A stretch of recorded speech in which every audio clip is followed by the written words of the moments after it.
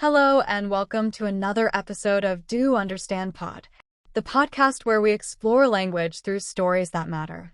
I'm your host, and today, we're diving into something that creeps in quietly, like mist over a sleepy town. Something that many of us feel but rarely talk about out loud. Autumn. Not the golden, Instagrammable kind with pumpkin spice lattes and cozy sweaters. I mean the real autumn. The one that hits you like a wave of fog. The one that makes mornings feel like a battle and evenings like a slow fade into silence. Let me tell you a story. It starts with me, actually. Every year, around late September, I begin to feel it. The days get shorter, the light fades faster, and my energy, well, it just drops off a cliff. I wake up groggy, even after 8 hours of sleep. I stare at my to-do list and think, do I really have to? And when I look outside at 4 p.m. and see the sun already packing up for the day, I feel cheated. Like someone stole my afternoon. And I know I'm not alone. Take Maya, for example.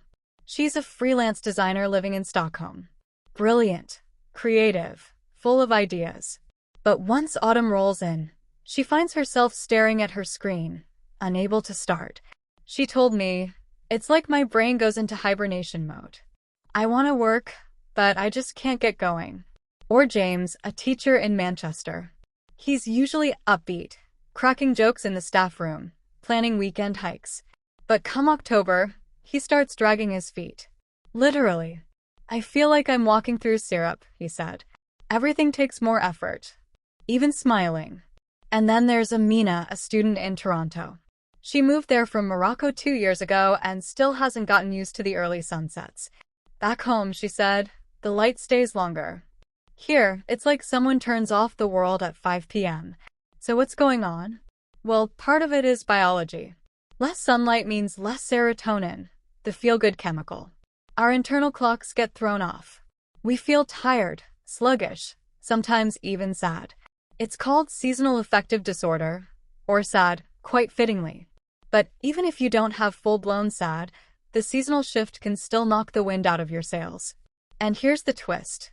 When you're learning a language like English and you're already juggling work, life, and everything in between, autumn can make it even harder to stay motivated. You might think, I'll skip practice today, then tomorrow, then the whole week. Before you know it, your progress has stalled. But here's the good news, you're not powerless. And today's story isn't just about struggle. It's about finding light, literally and metaphorically. Let's go back to Maya. Last year, she started a new habit. Every morning, before checking emails or scrolling through social media, she'd put on her headphones and listen to a podcast in English. Not to study, just to listen, to shadow, to let the rhythm of the language wake her up. It's like brushing my teeth, she said. I don't think about it. I just do it. James, the teacher, found his own trick. He started walking to work instead of driving, even when it was cold. Even when it was raining. I needed movement, he said. And I started narrating my walk in English. Out loud. Like, I'm crossing the street now. The leaves are slippery. That dog looks friendly. It sounds silly, but it helped me stay sharp. And Amina? She joined a virtual book club. They meet every Thursday evening, just as the sun disappears. They read short stories in English, discuss them, laugh, sometimes cry. It gives me something to look forward to, she said. And it keeps my English alive. As for me, I've learned to lean into the season. I light candles. I play soft jazz. I write in English, just a few lines a day. Sometimes I describe how I feel. Sometimes I write dialogues between imaginary characters. And sometimes I just rant. Like, why is it dark at 4:30? Who approved this? But I do it in English. And that makes it feel like progress. Now, if you're listening to this and nodding along, thinking, yes, that's me, I want you to know you're doing better than you think. The fact that you're here, listening, practicing, showing up, that's huge. So let me offer you a few gentle tips. Not rules, just ideas. First, create rituals. Not routines, rituals.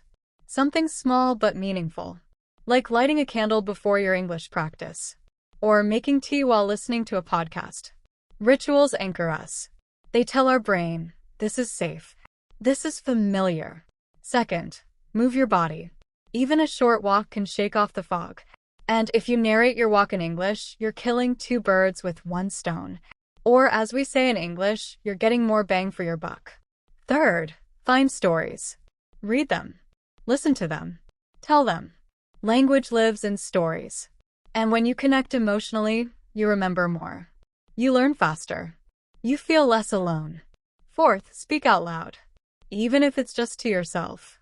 Shadowing is powerful. It trains your mouth, your ears, your brain. And it builds confidence. So repeat after me. I'm doing my best. I'm learning every day. I'm not giving up. And finally, be kind to yourself. Autumn is a season of change, of letting go, of slowing down. You don't have to be perfect. You just have to keep going. Before we wrap up, let me share one last story. It's about a woman named Clara. She's 67, lives in Berlin, and started learning English last year. She told me, I always thought I was too old. But then I realized, autumn is proof that beauty doesn't need speed. It just needs presence. Clara practices English by writing letters to herself.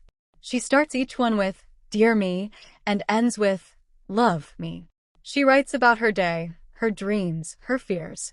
And she does it in English. Slowly, thoughtfully, with heart. So maybe that's the lesson. Autumn isn't the enemy. It's an invitation to reflect, to reset, to reconnect with yourself, with others, and with the language you're learning. So wherever you are, whether it's raining, snowing, or just gray, I hope this episode brought you a little warmth, a little light, and a reminder that you're not alone. You're part of a global community of learners, of dreamers, of people who show up even when it's hard. And that, my friend, is something worth celebrating. Thanks for listening. If you enjoyed this episode, consider sharing it with someone who might need a little boost this season. And remember, your English doesn't have to be perfect. It just has to be yours. Until next time, stay curious, stay kind, and keep speaking.